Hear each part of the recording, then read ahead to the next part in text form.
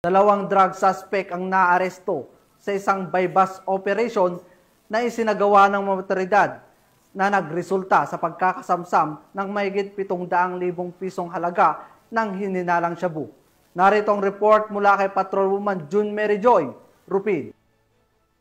Matagumpay na operasyon kontra iligal na droga. Dalawang individual ang naresto ng mga otoridad sa bisa ng isang joint anti-illegal drugs operation na isinagawa nitong Oktubre sa Proc. Santo Niño, Barangay Matiao, Mati, Davao Oriental. Kinilala ang mga suspect na sina alias Buyong, 47 anyos, residente ng Barangay Matiao, Mati City, at pang-anim sa listahan ng mga high-value individuals sa rehiyon, at alias Palawit, 45 anyos, at residente ng San Isidro, Davao Oriental.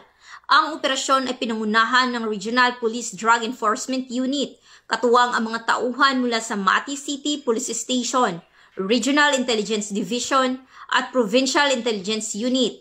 Sa nasabing operasyon, nakumpiska mula sa mga suspek ang tinatayang 105 gramo na hininalang shabu na may tinatayang street value na 714,000 pesos.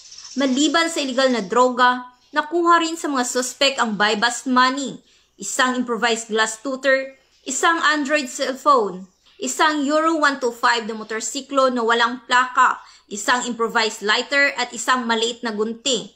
Ang mga suspek ay agad na dinala sa Mati City Police Station para sa karampatang dokumentasyon at sa kasalukuyan ay naharap sa mga kasong paglabag ng Republic Act 9165 o Comprehensive Dangerous Drugs Act of 2002.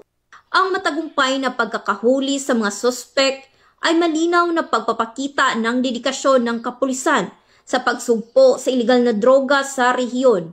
Muling iginiit ng Police Regional Office 11 na walang sinuman ang ligtas sa batas at patuloy ang kanilang pagsisikap upang linisin ang rehiyon mula sa salot ng pinagbabawal na gamot.